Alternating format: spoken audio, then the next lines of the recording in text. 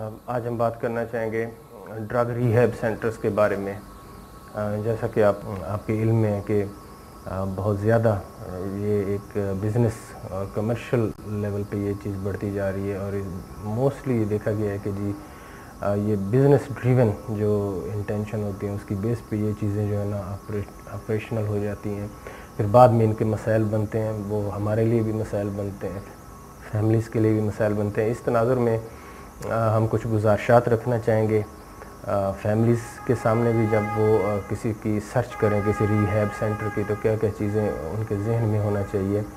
और जो हमारे पॉलिसी साज इदारे हैं, जो हेल्थ डिपार्टमेंट है, उसके सामने भी हम कुछ गुज़ारिशात रखेंगे। और जो हेल्थ केयर कमीशन है, जिनको प्राइमरली ये रिस्पॉन्सिबिलिटी दी गई है बाय लॉ कि वो इन रिहैब सेंटर को रजिस्टर करें, इनकी इंस्पेक्शन करें और इनको टाइम टू टाइम चीज़ें किस तरह चल रही हैं, ये सारी ज़िम्मेदारी उनके प्रेरोगेटिव में आती है। तो हम दो जो बुनियादी नुकात हैं वो आपके सामने रखना चाहेंगे, apart from those legal requirements जो कि हेल्थ केयर कमीशन की होती हैं। उसके अलावा ये दो चीज़ें जो है ना, हम समझते हैं कि ये लाजमी तौर पे इनकॉर्पोरेट होनी चाहिए पॉलिसी में। और हम उन लवाहकीन और फैमिलीज़ पेशेंट को भी ये रिक्वेस्ट करेंगे कि किसी भी सेंटर पे जाने से पहले इन दो चीज़ों को ज़रूर देखें। क्यों कि ये दो चीज़ें आपकी सेहत और आपकी ज़िंदगी के साथ इनका बहुत ही गहरा ताल्लुक़ है।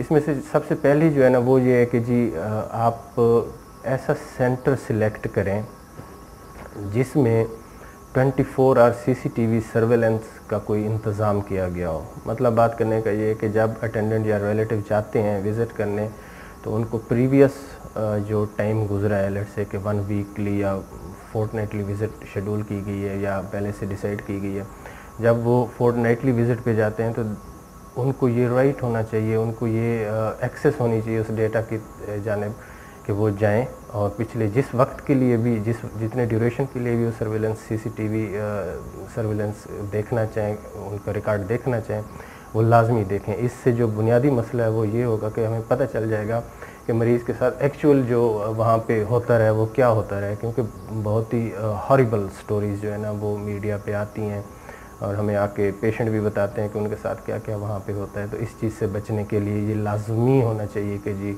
CCTV सर्वेलेंस जो है ना वो लीगली बाइंडिंग होनी चाहिए और वो एक्सेसिबल होनी चाहिए to the families, to the patient और हेल्थ केयर कमीशन और अदर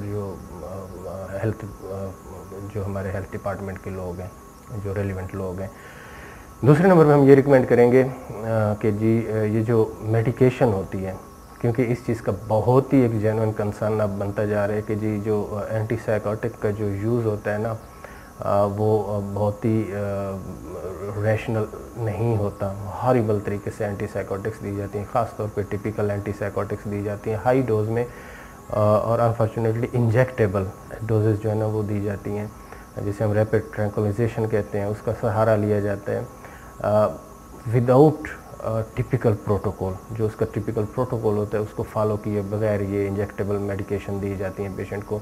तो इस हवाले से देखना भी ज़रूरी है। तो दूसरी रिकमेंडेशन हमारी ये होगी कि जी पेशेंट को, फैमिलीज़ को जो विज़िट करते हैं लोग, हेल्थ केयर कमीशन को और रेलिवेंट हेल्थ डिपार्टमेंट के जो ऑफिशियल हैं उनको जो साइकोफार्माकोलॉजी वहाँ पे अडॉप्ट की जाती है, जो साइकोफार्माकोथेरापी वहाँ पे दी जाती है, जो ड्रग्स वहाँ पे दी जा रही हैं, स्पेशली द इंजेक्टेबल, उनका रिकॉर्ड अवेलेबल होना चाहिए। जो भी जब भी कोई विज़िट हो तो उसका फॉर एग्जांपल लास्ट 24 आवर का जो इंजेक्टेबल लगे पेशेंट को, उसका रिकॉर्ड अवेलेबल होना चाहिए। Patient and family should have right to access that data.